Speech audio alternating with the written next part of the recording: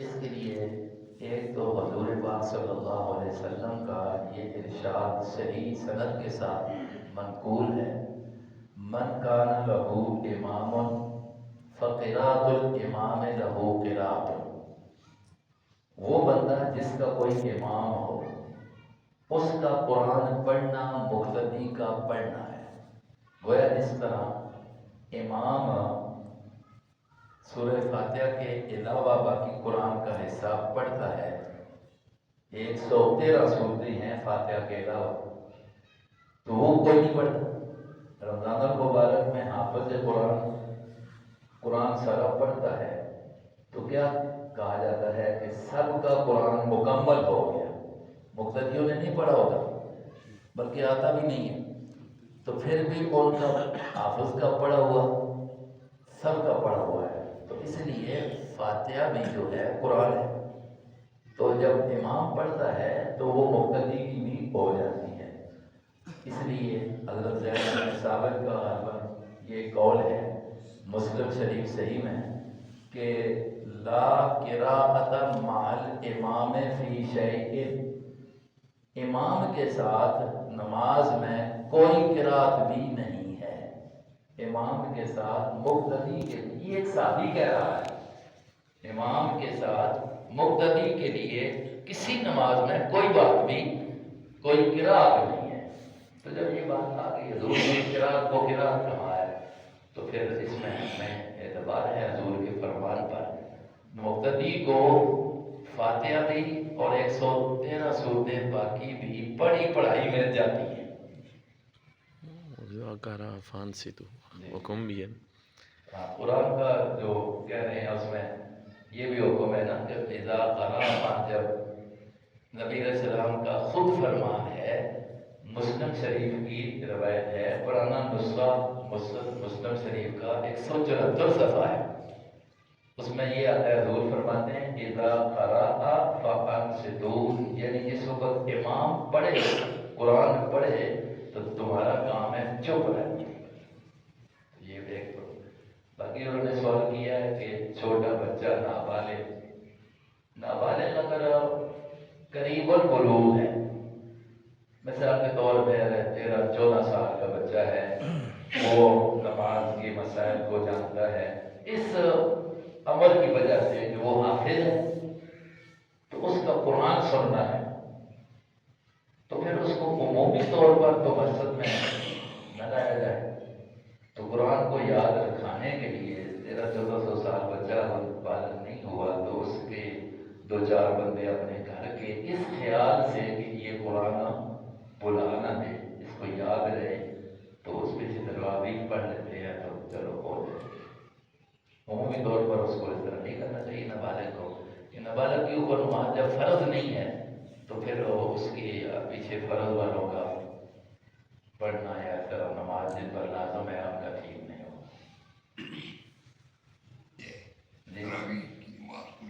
جی، تراویح کی نماز جس پر تمام صحابہ کا اجماع ہوا ہے وہ 20 رکعت ہے۔ جی، صحابہ کا اجماع ہوا، اور یہ حرمین شریفین میں بھی ہوتا رہا، ہماری کتابوں میں بھی یہی بات، حدیث ترمذی کی مطلب جو سیاہ ستہ کی حدیث کی کتاب ہے، یہ 3 ہجری کی لکھی ہوئی ہے، 3 ہجری کی، یعنی اس کے تقریباً 1200 سال ہو چکے ہیں، حدیث کی کتاب ہے۔ امام ترمذی رحمہ اللہ نے یا امام شافعی رحمہ اللہ کا یہ جملہ نقل کیا کہ امام شافعی نے کہا کہ میں نے مکہ مکرمہ میں مسجد حرام میں لوگوں کو 20 رکعت پڑھتے ہوئے نماز دیکھا۔ تو اس وقت سے یہ حضرت فاروق اعظم رضی اللہ تعالیٰ عنہ کے دور کی بات آتی ہے، جو سب سے پہلے حدیث کی کتاب ایک لکھی گئی موطا امام مالک، اس میں یہ ہے کہ فرماتے ہیں، ایک تابعی فرماتے ہیں کانوا یقومون علی عہد عمر بن الخطاب ب20 رکعۃ۔ یہ موطا امام مالک میں ہے کہ حضرت فاروق اعظم رضی اللہ عنہ کے دور میں لوگ 20 رکعت پڑھا کرتے تھے، ب20 رکعت. تو یہ اس وقت سے حضور کے وقت سے صحابہ کا اس پر اجماع ہوا ہے اور الحمدللہ آج تک چل رہا ہے. نیت سے پہلے بعض لوگ بسم اللہ پڑھتے ہیں، نیت کرنے سے پہلے. وہ ہر کام کو شروع کرنے سے پہلے بسم اللہ پڑھ جائے، کوئی مسئلہ نہیں. شرعاً اس میں ضروری ہے یا ضرور نہیں پڑھتا جب نہ پڑھے تو اس کا نماز کا حصہ نہیں ہے. نماز تو نیت کے بعد شروع ہوگی. کے بارے میں کچھ لوگ ضروری سمجھتے ہیں احناف کے. جی مسئلہ یہ ہے رفع یدین کا جو اصل مسئلہ ہے، جو لوگ صحیح اس کی جو نوعیت ہے اس کو نہ جاننے کی وجہ سے اس میں شدت آ گئی ہے، اختلاف آ گیا ہے. ائمہ جو مشہور ائمہ ہیں یعنی حضرات شوافی ہیں، اسی طرح حنابلہ ہیں اور پھر احناف ہیں، 4 مشہور جو مسلک مشہور ہوئے ہیں، تعبیر ہے ان کی اپنی اپنی. تو ان کا اس مسئلے میں تھوڑا تھوڑا اختلاف ہے، لیکن وہ اختلاف کی نوعیت اس بات کی ہے کہ بہتر کون سا عمل ہے. آج لوگوں نے اس کو جائز ناجائز کا عمل بنا دیا، سنت یا غیر سنت ہونے کا. مسئلہ یہ تھا کہ بہتر کون سا ہے. کچھ دین کی ذہن یہ ہے کہ حضور پاک علیہ السلام کا یہ عمل ہمیشہ رہا ہے، یعنی شروع کے رفع یدین کے بعد دوسرے جو رفع یدین ہیں ان پر عمل حضور کا ساری زندگی رہا ہے. دوسرے کچھ محدثین یہ کہتے ہیں کہ شروع میں رہا ہے، بعد میں اس کو چھوڑ دیا ہے. اس لیے وہ کہتے ہیں نہ کرنا اور بہتر ہے، دوسرے کہتے ہیں کرنا بہتر ہے. یہ ان کی رائے میں اختلاف ہے. یہ کیونکہ اتنا بڑا جھگڑا نہیں تھا بہتر اور غیر بہتر. لیکن آج چونکہ علم نہ ہونے کی وجہ سے میں نہیں کرتا تو مجھ پر فتویٰ ہے کہ اس کی نماز ٹھیک نہیں ہے، سنت کے خلاف ہے. وہ کر رہا ہے تو ادھر سے فتویٰ آ جاتا ہے کہ یہ غلط کر رہا ہے. یہ شدت جو ہے یہ ٹھیک نہیں ہے. ننگے سر نماز عام طور پر روٹین میں نہیں ہے، مسلمانوں کی ننگے سر پڑھتے ہیں. جی بس وہ اصل یہ ہے کہ دیکھیں میں اس کو عوامی مطلب ایک موت کے مطابق اللہ نے ایک لباس کی اہمیت یہ بتائی کہ 2 غرضوں کے لیے ہے. ایک غرض لباس کی سطر پردہ، نمبر 2 اس کی ریشہ یعنی خوبصورتی. اب ہر کمپنی کے لیے، سکول کے لیے اپنا ایک یونیفارم ہوتا ہے. یونیفارم ہے کہ اللہ کے دربار میں حاضر ہونے کے لیے کوئی یونیفارم نہیں ہے. تو اب یہ حالت یہ ادب والی عالم ہے. ہمارا عرف بھی یہی ہے. اب میں نے اب کا نہیں کہہ رہا، پہلا عرف یہی تھا کہ سر پر ٹوپی کچھ نہ کچھ رکھنے کو ادب سمجھا جاتا تھا. نماز میں بھی اس کو ادب کہا گیا ہے.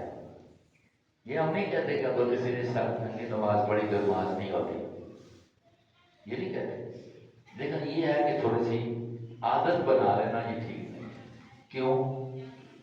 جناب نبی کریم صلی اللہ علیہ وسلم کی جن لوگوں نے یہ عادت بنا دی ہے نا، وہ لوگ اوروں کو تو کیا کہتے ہیں نماز ایسے پڑھو جیسے نبی کو دیکھا ہے. بات تو ٹھیک ہے. اب ہم ان سے سوال کرتے ہیں ادھر تو تم ہر بات پر یہی بات کہتے ہو ایسی نماز پڑھو، صلو کما رأیتمونی اصلی. تو کیا کوئی نبی کی ساری زندگی میں کوئی ایسی نماز ہے جو آپ نے ننگے سر پڑھی؟ پورے ذخیرہ حدیث میں ایک ہے عادت احرام. احرام میں تو سر ننگا کرنا ضروری ہو جاتا ہے. اس کے علاوہ کوئی نبی پاک علیہ السلام کی ایسی کوئی نماز ہو جو آپ نے ننگے سر پڑھی جبکہ آپ کے پاس کپڑا موجود ہو.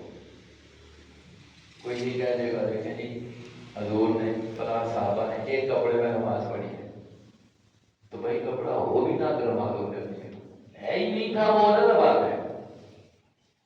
تو سب کپڑے نہیں تھے، ایک کپڑے میں بھی انہوں نے استعمال کیا ہے.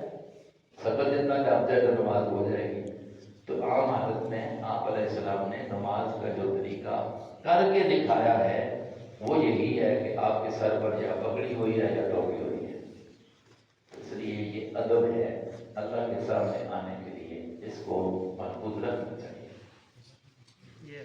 آج کل جو ہے نا، جو کہتے ہیں کہ آج کل لوگوں کی عادت بنی ہوئی ہے کہ یہ سینے پہ ہاتھ باندھنا شروع کر دیا آج کل، اور بازو کے پورے کو پکڑ لیتے ہیں، کوئی ادھر سینے کے اوپر ہاتھ باندھنا شروع کر دیتے ہیں، حرف عیدین بھی نہیں کرتے، کچھ بھی نہیں کرتے. نبی پاک علیہ السلام نے جو حدیثوں میں آتا ہے، حضرات مجتہدین نے جس سے لیا ہے، تو وہ یہ ہے کہ ہاتھ ناک کے اوپر ہیں یا ناک کے نیچے ہیں. یہ دونوں طرح کی اقوال موجود ہیں، ناک کے نیچے یا ناک کے اوپر. ہمارے امام ابو حنیفہ رحمہ اللہ وہ یہ کہتے ہیں بہتر یہ ہے کہ ناک کے نیچے ہو. ناک کے نیچے ہونے کا مطلب یہ ہے یہ جو انگوٹھی ہے نا ہاتھ باندھے تو یہ ناک کے ساتھ لگے اوپر والا حصہ. دوسرے حضرات کہتے ہیں کہ نہیں ناک کے اوپر ہو، یعنی یہ ہتھیلیاں کا جو نیچلے والا حصہ ہے نا یہ ناک کے ساتھ لگا ہو، یہ اوپر. اب یہ تو بات ائمہ میں مجتہدین میں آدھی تعبیر کے حدیثوں میں دیکھ لیا، روات نے بیان کر دیا کہ حضور نے ادھر باندھے ہیں، ناک کے نیچے باندھے ہیں، یا اس میں آ سکتا تھا. ہم نے کہا اس بات کو حضرت علی رضی اللہ عنہ بیان کرتے ہیں، حدیث کی کتابوں میں موجود ہے کہ ان من السنت وضع الیدین تحت السرہ. یہ صاحب لفظ ہے، یہ حضرت علی رضی اللہ عنہ کا جملہ ہے. ان من السنت وضع الیدین تحت السرہ.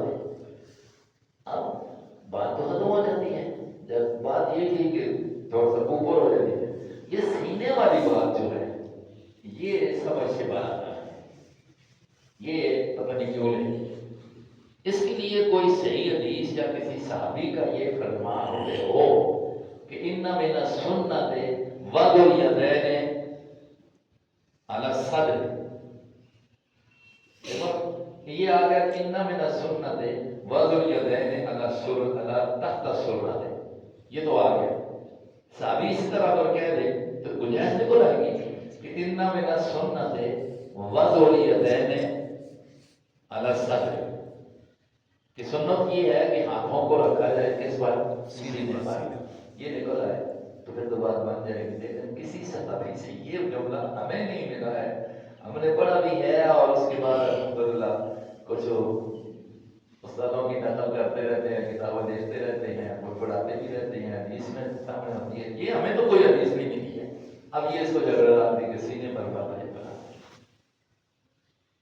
یہ جو غیر مقلد جو ہے نا وہ کہتے ہیں کہ احناف جو ہے نا یہ تقلید کرتے ہیں، اور تقلید کو وہ شرک بھی جو ہے نا کہتے ہیں. اور اس کے بعد وہ پھر جو ہے نا نمازیں بھی ہمارے ساتھ پڑھتے ہیں، تو اگر وہ شرک کہتے ہیں تو شرک. ہاں بات تو خود ان کی اپنی بات سے رد ہو جاتی ہے نا. یہ جو کہتے ہیں نا شرک ہے تو وہ گویا کہ لاقدم ہے نا. اگر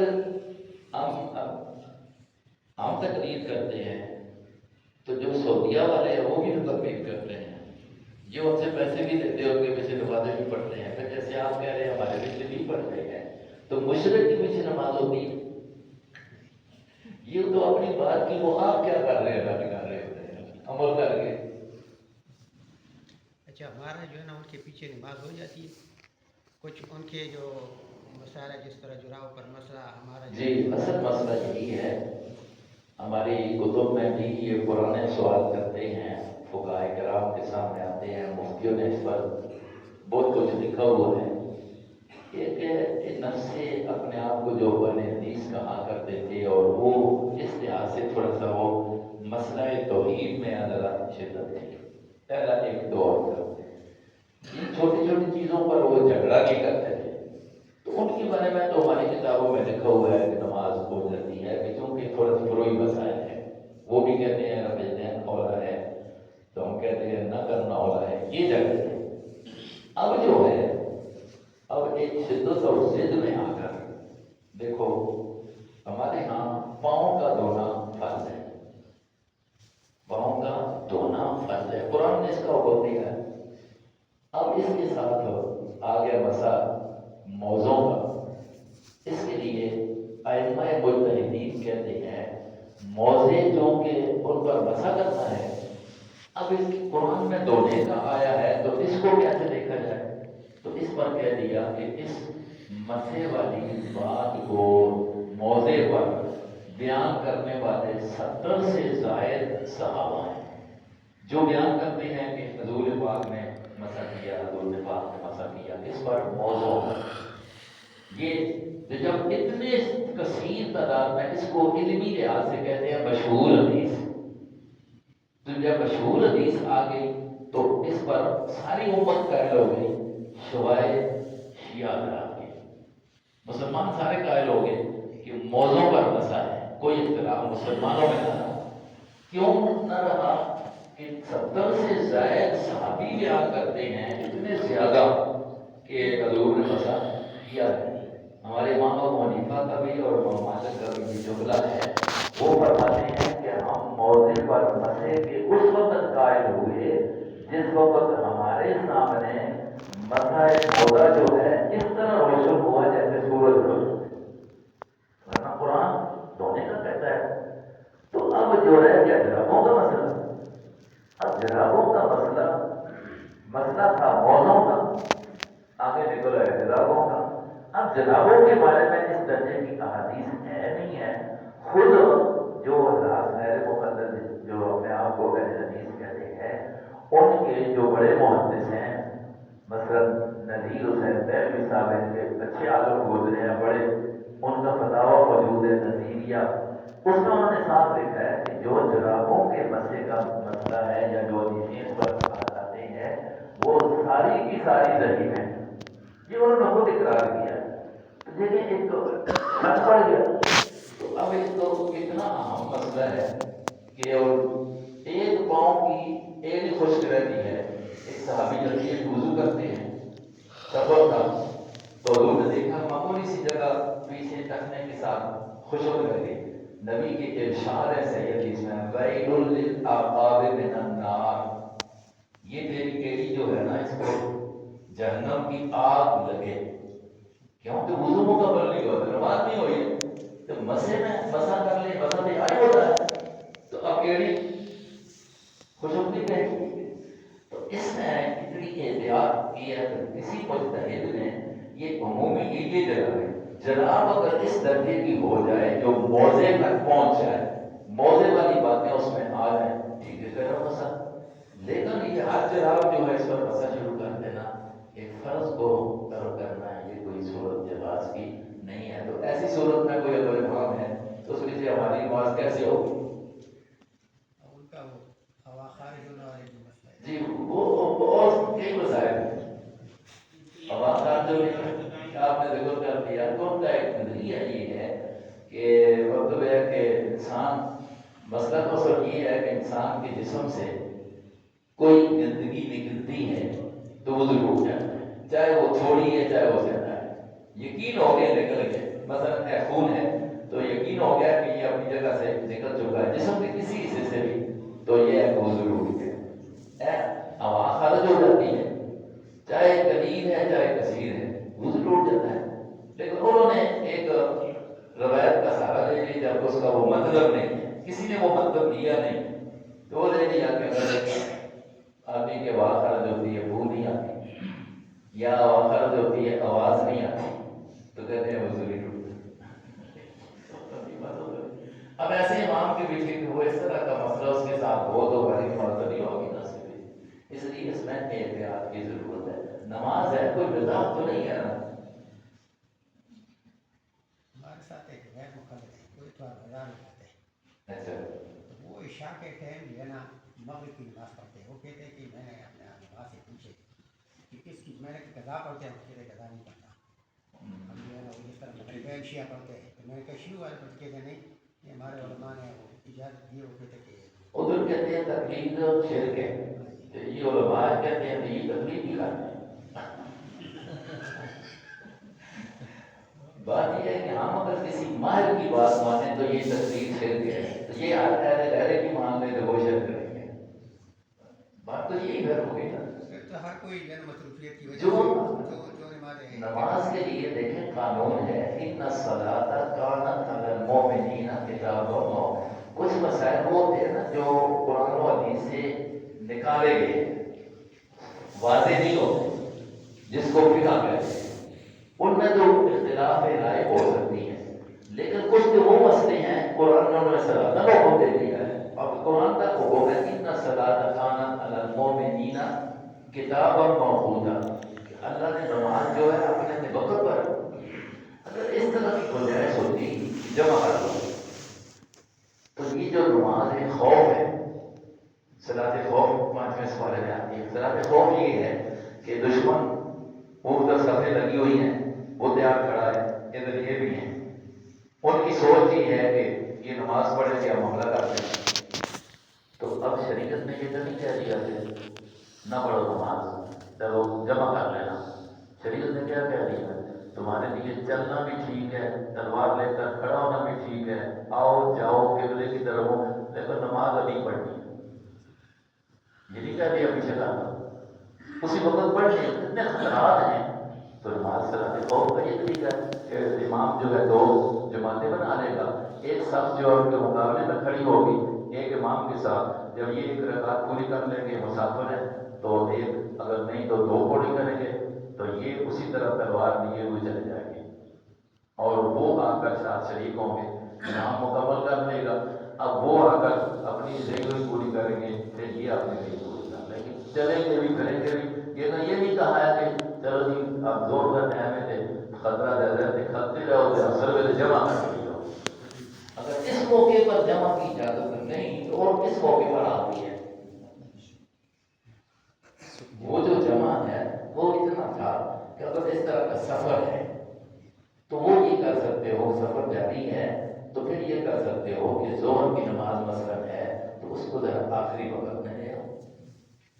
ٹھیک ہے اب ادھر نماز پڑھی ہے تھوڑی دیر وقفہ ہوگا تو ظہر اثر داخل ہو جائے گی. پڑھی بھی دونوں اپنے وقت میں وقت کے پیچھے نہیں کیا گیا لیکن یہ ہے کہ جیسے وقت شروع ہے مثلاً 12:30 بجے 3 بجے تک یاد رہتا ہے تو اب اس کو 2:45 لے آؤ.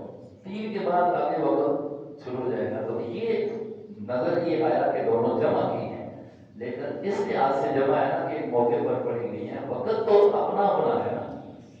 یہ تو یہ تھا اور انہوں نے اس کو یہ بنا دیا ہے. چلو جی کریں آپ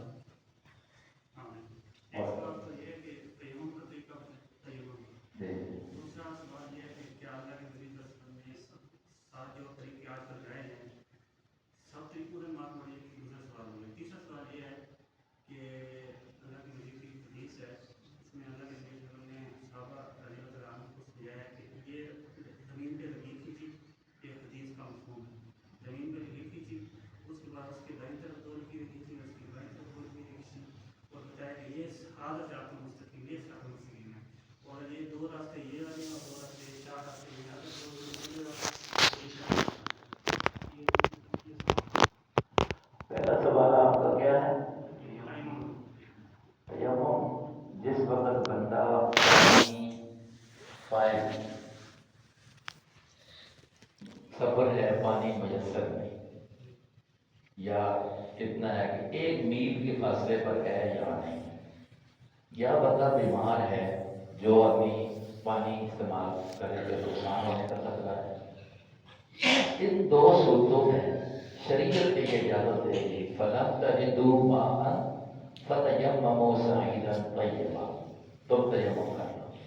اس کا بیان خود پیغمبر نے کر لیا کہ نیت کر کے نیت کس کی پاکی کی کہ میں پاک ہونا چاہتا ہوں. جب یہ شرائط پائی جائے ایک مرتبہ دونوں ہاتھ پورے مٹی پر مارے زمین پر مارے ان کو اگر ضرورت ہے پھر پورے دونوں ہاتھ پورے چہرے پر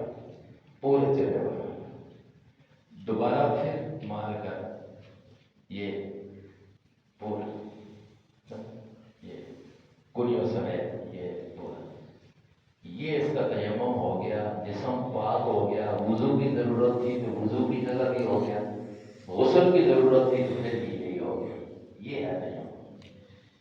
اب اس کے ساتھ آپ جب تک پانی نہیں ملتا مسئلہ یا ہم کا وضو کا کوئی مسئلہ مہیا نہیں بنا تو آپ کوئی عبادت بھی کر سکتے ہیں. نمبر 2، کیا اللہ کے نبی صلی اللہ علیہ وسلم نے یہ جو آج کے طریقے ہیں نماز پڑھنے کے، کچھ ہاتھ چھوڑ کے پڑھ رہے ہیں، کچھ نام یاد پڑھ رہے ہیں، کچھ بنا پڑھ رہے ہیں، اللہ کے نبی صلی اللہ علیہ وسلم آپ طریقے میں نماز پڑھی؟ دیکھیے کچھ احکام ایسے ہیں کہ جن کے بارے میں صراحتاً اللہ کے نبی نے حکم دیا، کچھ ایسے ہیں کہ جن کے بارے میں آپ علیہ السلام سے صحابہ کرام نے ایسے کام اتفاقاً نقل کی، جیسے ابھی موضوع کی بات ہوئی ہے، ایک نے بھی بیان کیا، دوسرے نے بھی بیان کیا، تیسرے نے بھی بیان کیا کہ حضور نے اس طرح کیا ہے. نمبر 2، کچھ وہ ہیں کہ جن کے بارے میں اس طرح بیان کر دیا، ایک نے کہہ دیا کہ یہ کیا ہے، دوسرے نے کہہ دیا کہ ایک موقع پر نہیں کیا. ایک سمجھ آ گئی یہ بات. اب جن کے بارے میں تو صراحتاً آ گیا مسئلہ کہ ایسے حضور نے کرنے کا کہا ہے، پھر اس کے خلاف بات نہیں آئے، تو اس عمل کو تو ایک ہی طریقے پر ہو رہا ہے، اس کا کوئی اختلاف نہیں ہو رہا. کچھ ایسی چیزیں آئی ہیں کہ جس طرح ابتدا میں آپ علیہ السلام نے کام کیا ہے، اخیر عمر میں یا کسی وقت اس کو چھوڑ دیا ہے. اب اس کی 2 استھیاں ہوتی ہیں.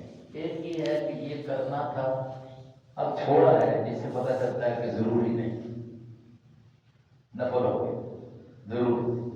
کچھ عمل ایسے ہیں کہ آپ نے کیے ہیں پھر چھوڑ دی ہے، ان کو کیا کہتے ہیں کہ اب یہ عمل منسوخ ہو گیا، تب حضور نے چھوڑا ہے. یہ جو آپ بتا رہے ہیں کہ آپ کا چھوڑنا یا ہاتھ باندھنا یا اور طریقہ کار ہیں، نبی پاک علیہ السلام سے یہ طریقے کسی نہ کسی درجے میں منقول ہوتے ہیں، تب ہی آگے جو محدثین ہیں ان میں یہ بات آ جاتی ہے. کسی نے کسی قول کو لے لیا ہوتا ہے، کسی نے کسی قول کو لے لیا ہوتا ہے. مثال کے طور پر ایک آدمی حدیث پڑھتا ہے، آپ صحیح حدیث میں آتا ہے کہ نبی پاک علیہ السلام نے ایک نماز پڑھائی، آپ کو بھول لگی، آپ علیہ السلام 2 رکعتیں چھوڑ دی تھی، اٹھے، صحابہ نے کہا کہ یا رسول اللہ آپ 2 رکعتیں پڑھی ہیں، بھول گئے ہیں؟ حضور نے فرمایا نہیں، بھولا نہیں. یا رسول اللہ پھر نماز کہاں ہو گئی ہوگی؟ نہیں کہاں ہو گئی، کچھ بھی نہیں ہوا. ایک سوال کرنے والا سوال کرتا ہے. حضور نے دوسروں سے پوچھا یہ ٹھیک کہہ رہا ہے، سب نے کہا یا رسول اللہ ہاں کچھ ہوا ہے، یا بولے ہیں یا نماز کم ہو گئی. نبی علیہ السلام اتنی باتوں کے بعد آ کر حضور پاک صلی اللہ علیہ وسلم آگے نماز شروع کر دی، 2 رکعتیں رہی ہوئی پڑھ لی، ٹھیک ہو گئی. اب یہ دیکھو حدیث میں آیا کہ اب نماز میں کتنی باتیں ہوئی ہیں، حدیث تو صحیح ہے. اب ایک آدمی کی نظر اس پر چلی گئی، اس نے اس کو پڑھ لیا کہ نبی علیہ السلام کی اس طرح نماز ہو یا مسئلہ ہوا ہے، پھر سوال ہوا، جواب ہوا، اتنی لمبی باتیں ہوئیں. یہاں تک بھی حدیث میں آتا ہے کہ حضور ممبر محراب سے نکلے اور نکل کر سینڈ کے اندر مسجد میں ایک لکڑی تھی، اس کے ساتھ ٹیک لگا کے کھڑے ہو گئے اور یہ حضرات صفوں میں بیٹھے ہوئے ہیں اور سوال جواب ہو رہا ہے. تو اب اس واقعہ کو کوئی دیکھے تو اس طرح بولے اور اتنی باتیں کرے تو کہے گا نا کہ میرے پاس وہ حدیث ہے، اور اس کو کون سمجھائے گا کہ یہ اس وقت کا واقعہ ہے جس وقت نماز میں باتیں کرنے کی اجازت تھی. جو ماہرین ہیں وہ یہ بتائیں گے کیوں. وہ تو نبی علیہ السلام نے یہ ارشاد فرما دیا کہ یہ نماز جو ہے یہ لوگوں کی جو باتیں ہیں ان کی اس کے اندر صلاحیت نہیں ہے، یہ اللہ کا ذکر ہے، تسبیح و تحلیل ہے، یہ نماز حقیقت ہے. تو اب سارے علماء یہی کہتے ہیں اس طرح باتیں کریں تو نماز کیا ہو جائے گی، ختم ہو جائے گی. لیکن وہاں تو حدیث صحیح میں آ گیا ہے، اس لیے یہ تعبیرات ہوئی ہیں. جنہوں نے اس چیز کو دیکھا سمجھا پرکھا، پرکھنے والے جو ماہر ہیں انہوں نے اس کو کہہ دیا حدیث تو ہے، واقعہ تو ہے، لیکن مسئلہ یہ اس طرح ہے کہ اب باتیں کرنے سے نماز ٹوٹ جائے گی، کیونکہ بعد میں نبی نے اس کے خلاف فرما دیا. یہ ہمارے گاؤں کا واقعہ ہے. ایک والد صاحب مغرب کی نماز میں بولے، یہ میرا گاؤں ہے تو انہوں نے ایسے ہی کیا، مغرب کی 2 رکعتیں پڑھی نا تو سلام پھیر دیا. کسی نے سوال کیا تو کہتے ہیں اچھا 2 ہی پڑھی ہیں؟ جی ہاں 2 پڑھی. ذرا اسے بھی آنے 2 پڑھی، یہ 2 پڑھی، اچھا چلو پڑھ. تو کسی نے کہا یہ کیا کیا ہے؟ انہوں نے کہا حضور نے بھی ایسا کیا. اب اس کی بات کو اس نے نہیں سمجھی نا, وہ کسی مائر کے پاس چلا جاتا تو بات یہ کو جاتی نا, لیکن اس نے اپنے طور پر کہ حدیث تو ہے. تو اس وجہ سے یہ تعبیریں پیدا ہو گئی ہیں. نبی پاک علیہ السلام کے کسی عمل میں اختلاف نہیں ہے. بات سمجھ آ گئی ہے. ایک عمل پہلے کیا ہے تو اس وقت اس کی مشروعیت تھی, جب چھوڑ دیا ہے تو وہ سمجھ گئے کہ حضور نے جب چھوڑا ہے تو وہ مشروعیت ختم ہو گئی.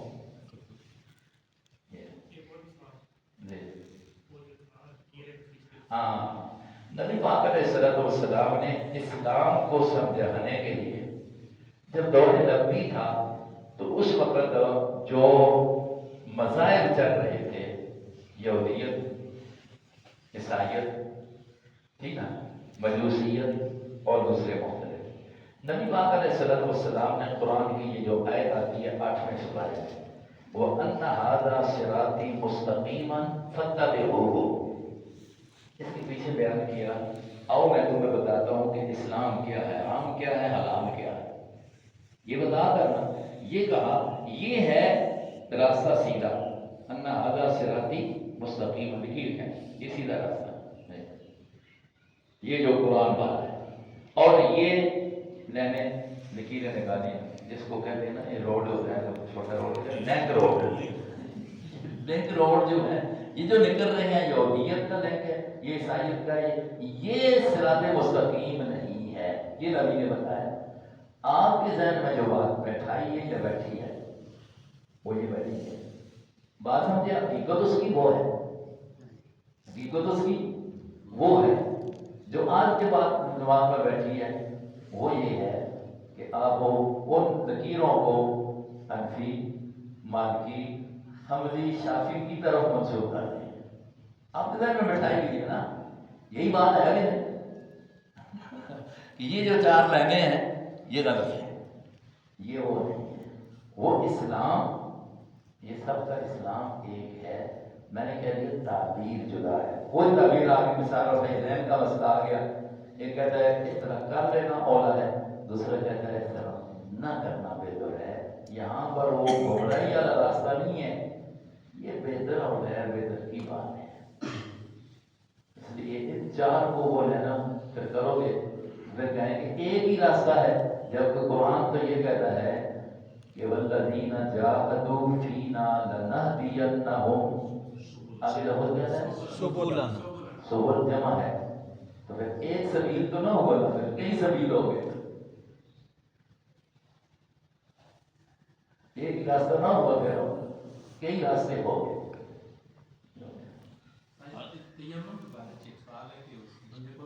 پانی موجود ہے, آپ کی جنازہ ہو رہے ہو, ہاں وضو کر دے تو جی جی جی جی بالکل بالکل بالکل. جنازہ اور عید, جنازہ اور عید, ان کے لیے اگر ایک بندہ آتا ہے اور اگر وضو کرتا ہے تو جنازہ اس سے فوت ہو جاتا ہے, یا عید کی نماز ہے, کیونکہ عید کی نماز کا پیچھے خلیفہ نہیں ہے, جنازے کا پیچھے خلیفہ نہیں ہے, تو اب یہ کہ دونوں کے لیے وہ وضو ہے تیمم کرے اور شریک ہو جائے.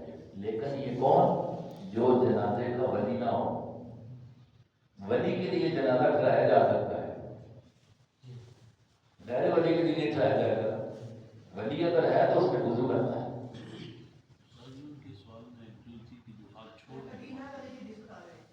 جی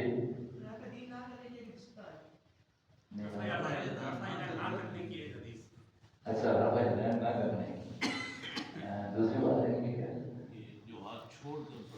ہاں چھوڑ کر نماز جو ہے نا جی, اس میں مطلب یہ ہے نا کہ باندھنے کو بھی بات ہے کہ ایک عمل سارے تقریباً محدثین کہتے ہیں کہ یہ اولا عمل ہے. وجہ اس کی یہ ہے کہ نبی پاک علیہ السلام کی نماز جہاں ذکر آتی ہے تو اکثر روایتوں میں یہی آتا ہے کہ آپ علیہ السلام نے دایاں ہاتھ بائیں ہاتھ پر رکھا ہے. لیکن اگر کوئی جیسے کہ بعض مالکیہ وہ اس کو چھوڑنے کو اولا کہتے ہیں, ٹھیک ہے, اس لیے ہم یہ نہیں کہیں گے ان کو کہ اس کی نماز نہیں ہوتی. بات پھر وہ یار کہ یہ جو بڑوں کے محدثین کے اب اس میں اقوال آ گئے ہیں نا, ایک اثرات نہ ہونے کی وجہ سے آئے تو ان کے اخبار آ گئی ہیں تو وہ بات چلنے کی نہیں ہے بس یار اس طرح بہتر ہے اس طرح بہتر ہے۔ کچھ لوگ تو خیر اس کو بجائے سمجھتے ہیں شیعہ طبقہ جو ہے ہاتھ باندھنے کو ہی وہ الٹا سمجھتا ہے نا تو وہ تو بالکل حدیث کے خلاف ہے۔ باقی بچے نے یہ کہا ہے کہ رفع یدین کے نہ کرنے پر ایک روایت سنا دیں۔ میں وہی روایت آپ کو سناتا ہوں جو حضرت عبداللہ ابن مسعود رضی اللہ عنہ نے سنائی دنیا کو، اور مسجد جامع مسجد کوفہ میں ہزاروں کے مجمع میں دنیا کو سنائی، اور اس مجمع میں یا صحابہ تھے یا تابعین تھے۔ وہ یہ ہے، عبداللہ ابن مسعود فرماتے ہیں الا اصلی بکم صلاۃ رسول اللہ صلی اللہ علیہ وسلم فصلی فلم یرفع یدیہ الا مرۃ واحدہ۔ یہ لفظ میں حیران تقریباً سارے سمجھ رہے ہوں۔ الا اصلی بکم، فرماتے ہیں او دنیا والوں کیا میں تمہیں نبی کی نماز پڑھ کے نہ دکھاؤں؟ ہم نے کہا دکھاؤ۔ فصلی، پس نماز عبداللہ بن مسعود نے پڑھی۔ فلم یرفع یدیہ، عبداللہ بن مسعود نے ہاتھ نہیں اٹھائے، الا مرۃ واحدہ، مگر ایک ہی مرتبہ۔ انہوں نے آگے پڑھ دو مزید آپ کو تو تھوک کے بھی پڑھ سکتے ہیں، کوئی مسئلہ نہیں۔ یہ دعا جو نماز کے بعد دعا ہے امام کی دعا اسی کو جی چلو اس بھی کر لیں۔ جی بچے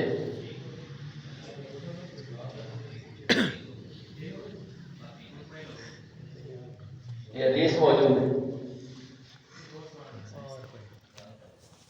وہ پیچھے جو جی بتائیں جلدی کریں۔ یہ حدیث ترمذی میں آتی ہے، اور جنہوں نے جو آپ نے ابھی بیان کیا ہے جنہوں نے اس کے راوی ہیں عبداللہ بن مبارک، عبداللہ ابن مسعود۔ جی یہ حدیث جو آپ نے ابھی بیان کی ہے، ان کے جو راوی ہیں نا عبداللہ بن مبارک، انہوں نے اس حدیث کو صحیح قرار دیا ہے۔ جی بچے، عبداللہ بن مبارک اس روایت کے ترمذی میں راوی نہیں ہے۔ لیکن انہوں نے جن سے لیا عبداللہ بن مبارک سے نہیں ترمذی بنا لیتے ہیں، میری بات سمجھ لے، اگر اس نہ سمجھ آئے گی۔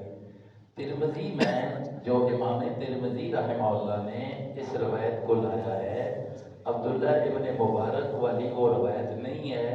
ترمذی اس کو لا کر کہتے ہیں ھذا حدیث حسن، یہ حدیث حسن ہے۔ ایک وہ حدیث ہے جو میں نے بیان کی جس کو ترمذی حسن کہتے ہیں، وہ یہ ہے کہ عبداللہ بن مسعود کہتے ہیں میں تم کو نبی کی نماز بتلاتا ہوں، اور پڑھ کر بتلائی۔ اس کو امام ترمذی نے کہا یہ حدیث حسن ہے۔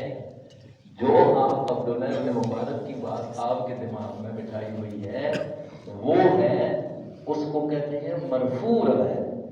مرفوع روایت عبداللہ بن مسعود کی جو تھی وہ اس میں یہ تھا کہ وہ کہتے ہیں کہ حضور علیہ السلام نے اس طرح کیا ہے، اس پر عبداللہ بن مبارک نے کہا کہ اس میں ضعف ہے۔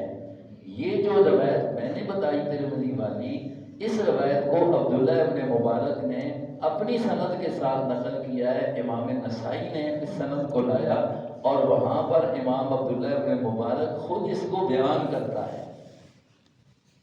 کس میں؟ نسائی میں۔ نسائی میں یہ سند عبداللہ بن مبارک کی سند سے یہ روایت ہے، یہاں عبداللہ بن مبارک کی سند سے نہیں، وہ اور روایت کے بارے میں کہہ رہے ہیں۔ ترمذی جو روایت لایا وہ اور ہے۔ اگر ترمذی ہو تو اگر تو سمجھ سکتا ہے تو وہ تجھے سمجھا دے۔ یہ دھوکہ کیا گیا ہے، آپ کو بتایا گیا ہے کہ ترمذی والی روایت پر ابن مبارک کی بات کو لگایا، یہ دھوکہ کیا ہے جس نے بھی کیا ہے۔ نہیں تو موبائل میں ترمذی نکل آتی ہے، آپ نکالیں اور استاد جی سے سمجھ لیں۔ موبائل میں ہر کتاب نکل آتی ہے۔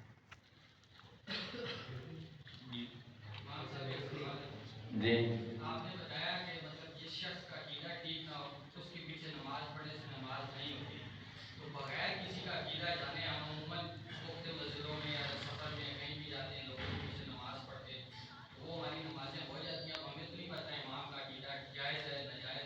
مسئلہ اس طرح ہے کہ دیکھیں کچھ علامات اور نشانیاں آج کل واضح ہیں. جس طرح ہم اور چیزوں میں ہر چیز کے نمبر 1 نمبر 2 نمبر 3 جاننے میں کوشش کر لیتے ہیں، تو تھوڑی سی اپنی وہاں بھی یہ ذہنی صلاحیتوں کو اجاگر کر کے پڑھ دی جائے تو پھر ذہن مطمئن ہو گیا کہ ہو جائے گی. میرے ساتھ ایک واقعہ بھی ہوا تھا. میں نے ایک مسجد میں جماعت کرائی تھی. میں تھا، میرے پیچھے 2 کزن تھے. تو ہمارے ساتھ کوئی اور چند بندے شامل ہو گئے تھے. میری جماعت کے بعد ان لوگوں نے، میں نے جس طرح اپنے امام سے سیکھا ہے ویسے ہی میں نے پڑھائی تھی. تو انہوں نے میری جماعت کے بعد اپنی جماعت میں دوبارہ کرائی تھی. بس ہو سکتا ہے انہوں نے پتہ نہیں کیا سمجھا. یہ تو ہے نا ملک کے اندر. اور پھر انہوں نے وہ رفع یدین والی کرائی تھی. اب بس بھائی پھر آپ کو دیکھا ہوگا نا، میں نے یہ کہا نا یہ ضد بن گئی ہے نا، کہنا کہ مسئلہ تو میں دین یا یہ بہتر غیر بہتر کی بات تھی، اور آج کل یہ ہو گیا کہ یہ ضروری ہو گیا اور یہ نماز میں ہوتی ہے. یہ ایک ضد پر مسئلہ چلا گیا حقیقت اس کا. جی بتائیں.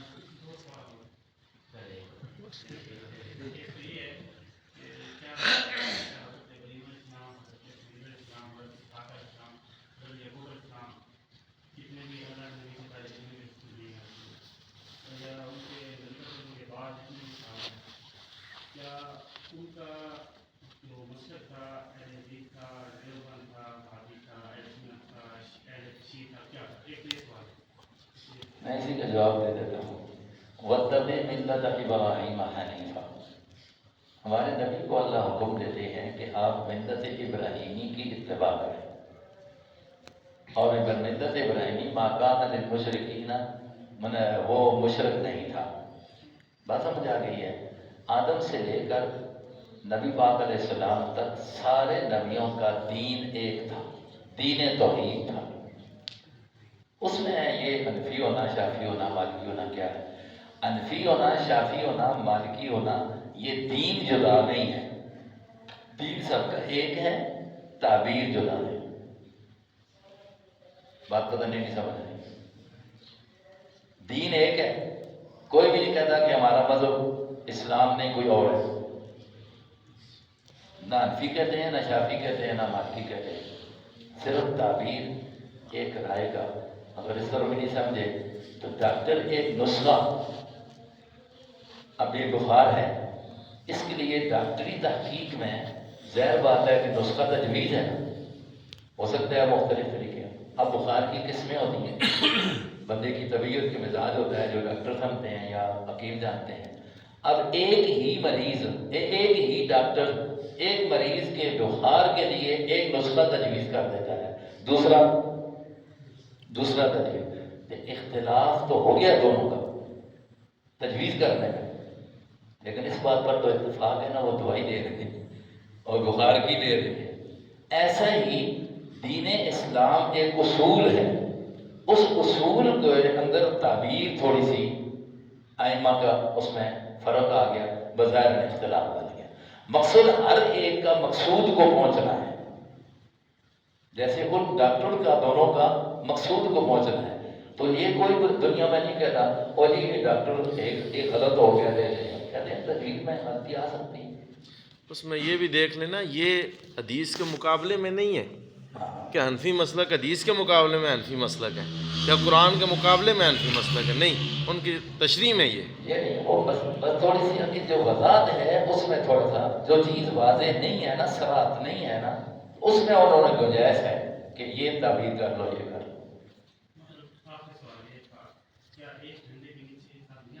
سارے آ سکتے ہیں. جھنڈا اسلام ہے، سب اس کے نیچے ہیں. کس نے کسی کو کہا؟ حنفی کسی نے کہا؟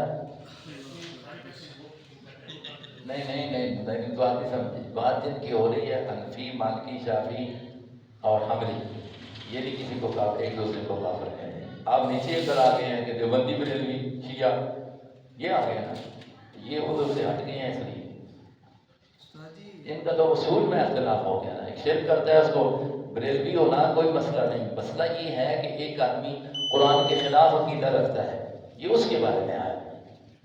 فرق کریں دیوبندی بریلوی یہ جو اختلاف ہے، یہ جو تفرقے ہیں یہ اور ہیں، حنفی مالکی شافعی یہ اور ہیں، ان کی حیثیت ان کے ساتھ نہ ملائیں۔ ہاں بدعت آ گئی،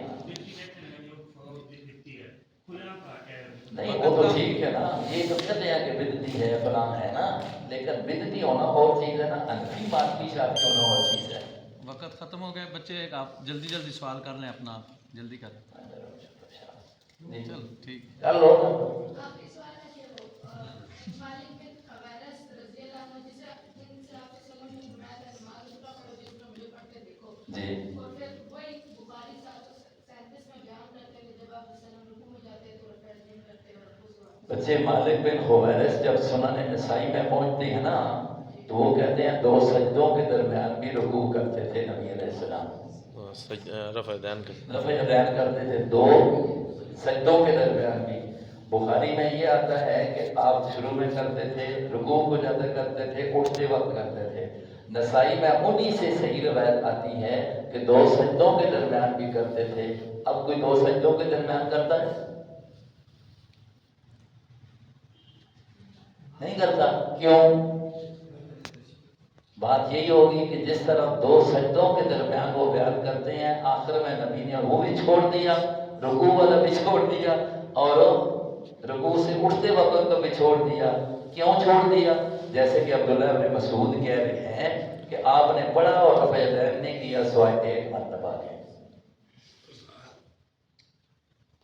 آئیے بات سمجھ آ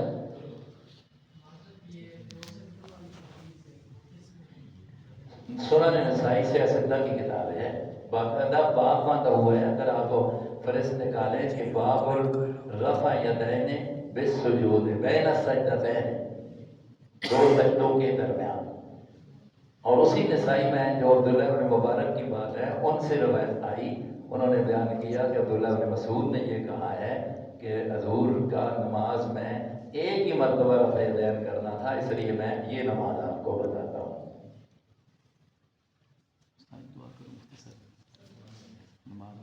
اللهم صل وسلم